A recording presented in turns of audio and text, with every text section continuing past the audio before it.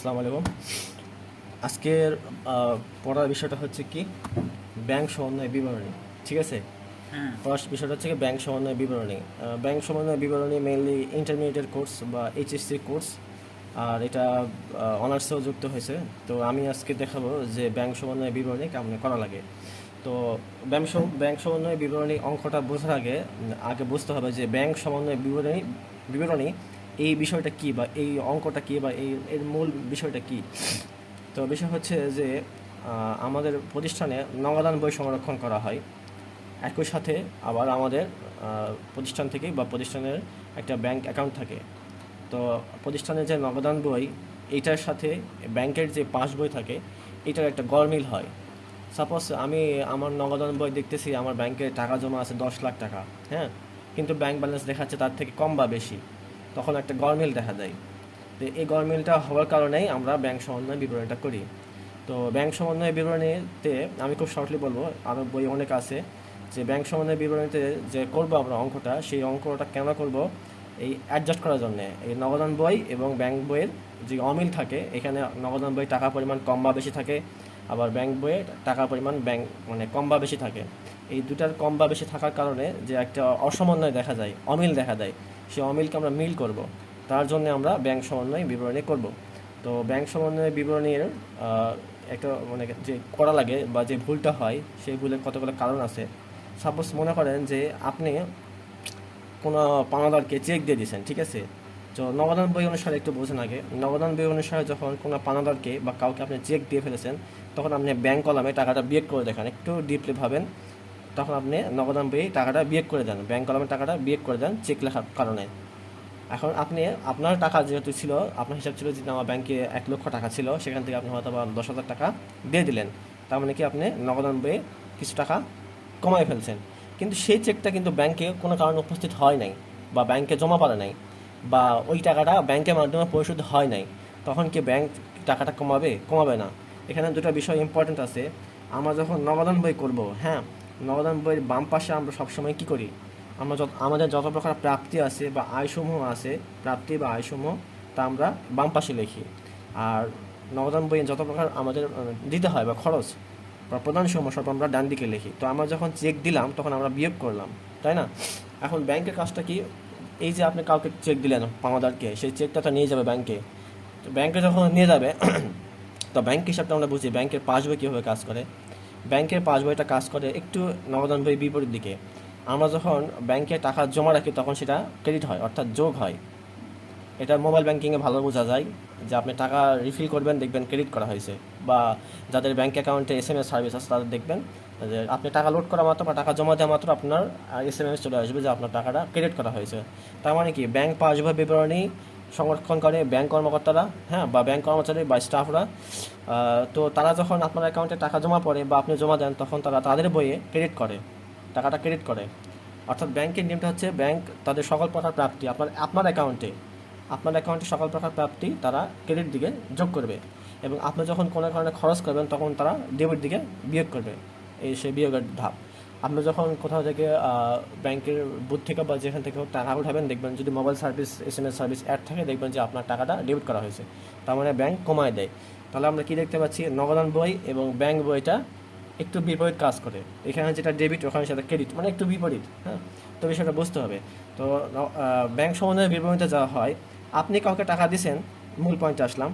আপনি কাউকে টাকা দিয়েছেন মানে আপনার চেকের মাধ্যমে দিয়েছেন, আপনি আপনার টাকাটা কমায় ফেলছেন, যে চেক আমার ব্যাংক ব্যালেন্স কমে গেল। কিন্তু সেই চেক যদি ব্যাংক উপস্থাপন না হয়, তখন কি ব্যাংক ওই টাকাটা কমাবে? কমাবে না। কিন্তু তখন ব্যাংকের একটু অ্যামাউন্ট যেটা আগে ছিল, সে অ্যামাউন্টটা থেকে যাবে। যার ফলে কি হবে, ব্যাংকের টাকাটা বেশি থাকবে এবং আপনার টাকাটা কম থাকবে। এই যে গরমিলটা হলো, তার কারণে আমরা ব্যাংক সমন্বয় বিবরণীটা করবো। এরকম অসংখ্য কারণ আছে, বইয়ে দেখবেন, ইন্টারমিডিয়েট বই বা অনার্সের বই 10-15টা কারণ দেওয়া আছে। এতগুলো কারণ বলতে গেলে আমি যে অঙ্কের মূল থিমে আছে সেটা বোঝাতে পারবো না। ঠিক আছে, আমি এখন কারণগুলো না বলে অঙ্কটা কীভাবে হয় সেটা বোঝাবো। ঠিক আছে, এখন এই ব্যাংক সমন্বয় বিবরণী করার পদ্ধতি দুইটা আছে। একটা হচ্ছে একক জের পদ্ধতি, আরেকটা হচ্ছে উভয় জের পদ্ধতি। একক জের পদ্ধতি আগে শিখতে হবে বা শেখা ভালো, তারপরে উভয় জের পদ্ধতি শেখা ভালো। আমি আজকে এই মুহূর্তে শুধুমাত্র একক জের পদ্ধতি বোঝাই দেব। একক জের পদ্ধতিতে সব থেকে ঝামেলা হয় যে কে কাকে ফলো করবে, অর্থাৎ কে কার মতো হবে। মানে নগদান বই ব্যাংকের মতো হবে নাকি ব্যাংক নগদান বইয়ের মতো হবে। তো এই কথাটা আমি কেন বললাম যে কে কার মতো হবে। এখন আপনি অ্যাডজাস্ট করতে যাচ্ছেন কোথাও কোনো কিছু একটা, মনে করেন একটা রাস্তা আছে, সলিড রাস্তা, তো রাস্তাটা আপনি তৈরি করতে যাচ্ছেন। তো রাস্তাটা যখন তৈরি করতে যাবেন দেখবেন এবড়ো খেবড়ো থাকবে, তখন কী করতে হবে, যেগুলো উঁচু জায়গা সেগুলো নিচু জায়গাতে নিয়ে দিতে হবে, মাটিগুলো এরকম তো করতে হবে, মানে লেয়ারটা সমান করার জন্যে। তো এখানেও ঠিক তেমনই, মানে যেহেতু নগদান বই এবং ব্যাংক পাস বইয়ের মধ্যে অমিল থাকে, সেহেতু যে কোনো একজনকে ঠিক হতে হবে। যার কাছে বেশি থাকবে সে নিচে নামতে পারে, এরকম থাকে না। এক কথায় আপনাকে এবড়ো খেবড়ো রাস্তা সমান করতে হবে, যেটা উঁচু সেটা নিচে নামাতে হবে, অথবা অন্য একটাভাবে মানে সমান করতে হবে। যে এখন নগদান বই এবং ব্যাংক পাস বই যে কোনো একটা বই ঠিক করলেই ব্যাংক অ্যাডজাস্টমেন্টটা হয়ে যাবে বা ব্যাংক সমন্বয়টা হয়ে যাবে। তো প্রশ্নে কিছু শর্ত দেওয়া থাকে, সেই শর্তটা আমি এখানে লিখে রাখছি, শর্ত নাম্বার 1 আর 2। তো এই দুই শর্তর মানে অনেক সময় বোঝা যায় না, অনেক কঠিন লাগে। তো আমি এই সূত্র বাদ দিয়ে একটু চিন্তা ভাবনার মাধ্যমে এই দুটো শর্ত বোঝানোর চেষ্টা করব। একটু এই জায়গাটাতে একটু অ্যাটেনশন বেশি লাগবে, অ্যাটেনশন কম হলে কিন্তু হবে না। ঠিক আছে, আমি এখানে এখন বই কথা যেটা আছে এটা সবসময় মানে ভুলে যায় সবাই, এই ভুলে যাওয়ার কারণে অঙ্কটা হয় না। তো এই অঙ্ক করার সময় আমি আবার বললাম যে অঙ্কের শর্ত অনুসারে হয় আপনি ব্যাংকের মতো হবেন, অর্থাৎ ব্যাংকে ফলো করবেন। ব্যাংকে ফলো করা মানে ব্যাংক যদি যোগ করে আপনাকেও যোগ করতে হবে, ব্যাংক যদি বিয়োগ করে কোনো দাখিলাত আপনাকেও বিয়োগ করতে হবে। আবার এই অঙ্কের আরেকটা শর্ত আছে, যে শর্তে ব্যাংক মানে নগদান বই যদি যোগ করে তাহলে আপনাকেও যোগ করতে হবে, নগদান বই যদি বিয়োগ করে তাহলে আপনাকেও বিয়োগ করতে হবে। এটা ডিপেন্ড করবে শর্তের উপরে, সেই শর্তটা আপনাকে বুঝতে হবে। দেখেন ভাই, বই না পড়লে বা এখন বর্তমান যুগ যুগ ডিজিটালের যুগ, অ্যানালাইসিস না করলে কেউ বড় হতে পারে না। তো আমি বইয়ের বাইরে নয়, তো বইয়ের ভাষাটা আমি আমার মতো করে বোঝাই দেব।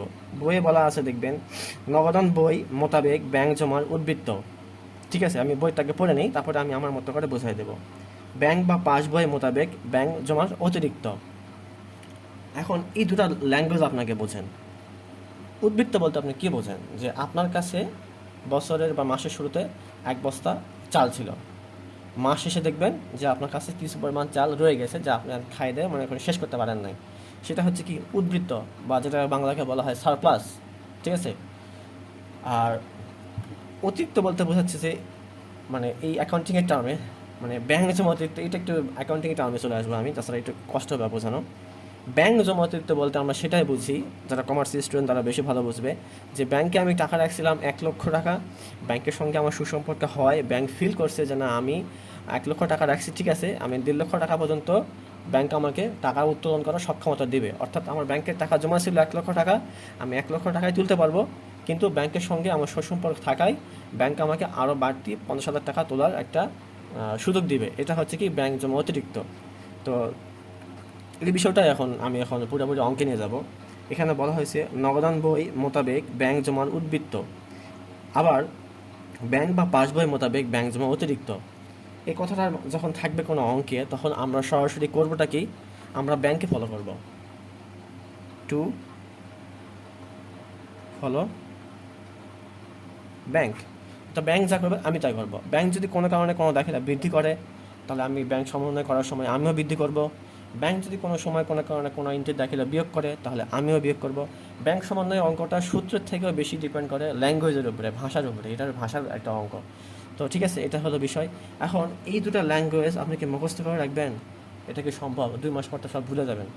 তাহলে আমি এটা এখন মুখস্থবিদ্যা বাদ দিয়ে, এটা বই দেওয়া আছে, আপনি মুখস্থ করে রাখতে পারেন, বা আমার করতে করতে হয়ে গেছে, বাট আমি বুঝতে পারি কোথায় কী হচ্ছে। আপনি এটা মুখস্থ করতে পারেন, বা এটা আপনি আমার মতো করে মনে রাখতে পারেন। দেখেন বলছে কি, নগদান বই মোতাবেক ব্যাংক জমার উদ্বৃত্ত। তাহলে আমার নগদান বই চলে আসি। নগদান বই মোতাবেক ব্যাংক জমার উদ্বৃত্ত মানে বলতেছে যে নগদান বই অনুসারে আমাদের হাতে যে ব্যাংক কলামটা ছিল, সেখানে কী থাকবে, আমাদের হাতে কিছু টাকা সারপ্লাস থাকবে, অর্থাৎ ব্যালেন্স বিডি থাকবে, বুঝছেন, বিডি থাকবে, অর্থাৎ এটা পরবর্তী বছরে এই কলামে আসবে। আবার কথা বুঝছেন, যে নগদান বই অনুসারে আমাদের কাছে কিছু টাকা অতিরিক্ত থাকবে, মানে আমাদের কাছে এখন আছে, খরচ করতে পারবো, ঠিক আছে, আমার কাছে বেশি আছে না। আর একই কথা বলতেছে যে ব্যাংক বা পাস বই অনুসারে ব্যাংক জমা অতিরিক্ত। এই কথাটা মানে হচ্ছে আপনি ব্যাংক বই আসেন, ব্যাংক বসে দেখবেন যেখানে বলা আছে যে ব্যাংক বা পাস বই অনুসারে আপনার টাকা ছিল এখানে 1 লাখ, সরি 1 লাখ ছিল, হ্যাঁ। তো আপনি এখানে তুলে ফেলছেন 1,50,000, ঠিক আছে। এটা হচ্ছে কি তাহলে বাড়তি 50,000 টাকা হচ্ছে আপনার ব্যাংক জমা অতিরিক্ত, এই যে যেটা বললাম প্রথমের দিকে অতিরিক্ত। তো আমার এই কথাটা যদি আমি এখন এক লাইনে নিয়ে আসি তাহলে কি হচ্ছে, আমি দেখতে পাচ্ছি যে নগদান বই অনুসারে আমার কাছে টাকাটা বাড়তি আছে, ঠিক একই সময়ে আমার ব্যাংক বই অনুসারে টাকাটা ঘাটতি আছে। ঠিক আছে, ব্যাংক বই অনুসারে আমার টাকাটা ঘাটতি আছে, মানে ব্যাংক আমার কাছ থেকে টাকা পাবে, ব্যাংক আমার কাছ থেকে টাকা পাবে।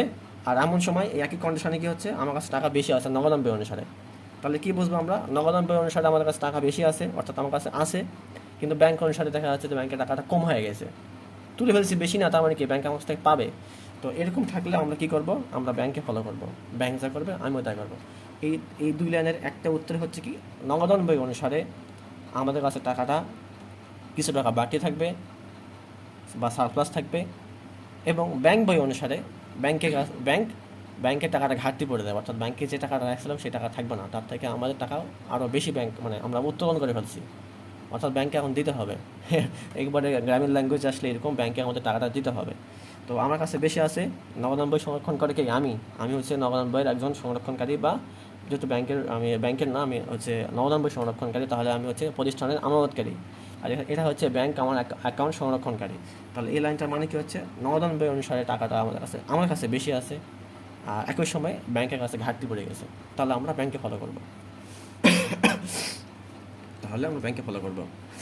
আবার এখানে দেখতেছি আমরা নগদান বই মোতাবেক ব্যাংক জমা অতিরিক্ত এবং ব্যাংক বা পাস বই মোতাবেক ব্যাংক জমার উদ্বৃত্ত। তার মানে হচ্ছে ব্যাংক আমাকে বা আমানতকারীকে ফলো করবে। এই নগদান বই যে সংরক্ষণ করছিলাম, যে আমি সাপোজ একজন প্রতিষ্ঠানের এসব সংরক্ষণ করি, তাহলে ব্যাংক আমাকে ফলো করবে এই কন্ডিশন অনুসারে। নগদান বই মোতাবেক ব্যাংক জমার অতিরিক্ত, ব্যাংক বা পাস বই মোতাবেক ব্যাংক জমার উদ্বৃত্ত থাকলে ব্যাংক আমাকে ফলো করবে। আমি যদি যোগ করি ব্যাংকও যোগ করবে, আমি যদি বিয়োগ করি ব্যাংকও বিয়োগ করবে। কোনো দাখিলার বিপরীতে আমি যোগ করলে যোগ হবে, ব্যাংকও যোগ করবে, মানে ব্যাংকও বাড়াইতে হবে। আর কোনো দাখিলার জন্য যদি আমি বিয়োগ করি তখন ব্যাংকেও বিয়োগ করতে হবে। এখন এই কথাটার মানে আসে নগদান বই মোতাবেক ব্যাংক জমা অতিরিক্ত। তাহলে আমি নগদান বই মোতাবেক আমি দেখতে পাচ্ছি যে ব্যাংকের দিক থেকে আমি বুঝতে পারতেছি যে ব্যাংকে আমি টাকা রাখছিলাম সাপোজ 1 লক্ষ, সেখানে আমি 1.5 লক্ষ টাকা তুলে ফেলছি। এটা আমি নগদান বই অনুসারে বুঝতে পারতেছি যে নগদান বই আমার ঘাটতি হয়ে গেছে, মানে নগদান বই বলতেছে যে ব্যাংকের টাকাটা কী হয়েছে, অতিরিক্ত তোলা হয়ে গেছে, এখানে বুঝতে পারবো। ঠিক আছে, আর ব্যাংক বা পাস বই মোতাবেক তখন ব্যাংক বোঝাবে যে তার কাছে টাকাটা বাড়তি আছে, সারপ্লাস আছে। ঠিক আছে, এবার আগেরটা বিপরীত হবে, তখন আমরা কি করব, আমরা তখন ফলো করবো হচ্ছে কাকে, মানে ব্যাংক তখন ফলো করবে আমাদের। অর্থাৎ কোনো দাখিলার জন্য যদি আমি যোগ করি তাহলে ব্যাংকেও ওই দাখিলার জন্য তাকে যোগ করতে হবে, আমি যদি কোনো দাখিলার জন্য বিয়োগ করি তখন ব্যাংকেও ওই দাখিলার জন্য বিয়োগ করতে হবে। ঠিক আছে, এটা হলো মেন বিষয়। আর ব্যাংক সমন্বয় বিবরণের একটা ছক আছে, সেই ছক তো সবাই জানে, এখানে লিখতে হবে প্রশ্নে যেরকম শর্ত থাকবে সেরকম শর্ত অনুসারে লিখতে হবে যে নগদান বই মোতাবেক ব্যাংক জমা উদ্বৃত্ত, অথবা নগদান বা পাস বই যেটা থাকবে তখন সেটা অনুসারে এখানে লিখতে হবে। লেখার পরে যে বাড়তি বিষয়টা আসছিল সেই বিষয়টা এখানে যুক্ত হবে, অর্থাৎ শর্ত অনুসারে যদি কোনো কিছু যোগ করতে হয় বা বাড়তি করতে হয় তখন সেটা এখানে লিখতে হবে এক কথায়। হ্যাঁ, তারপরে যদি শর্ত অনুসারে কোনো কিছু বিয়োগ করতে হয় তখন সেই দাখিলাগুলো এখানে লিখতে হবে। এগুলো সব কিছু যোগ করে এখানে পার করতে হবে, এগুলো সব কিছু যোগ করে এখানে পার করতে হবে। আর শর্তটা যেটা বলছিল সেটাতে প্রশ্ন দেওয়া থাকবে, একটা অঙ্ক করালে সবথেকে বেশি ভালো হবে। তারপরে কী হবে, এটা যোগ, অর্থাৎ এই যোগের সারিগুলো যোগ হবে, তারপরে এই দুটো যোগ হওয়ার পরে এই যে বিয়োগের সারিটা বিয়োগ হয় এখানে আসবে।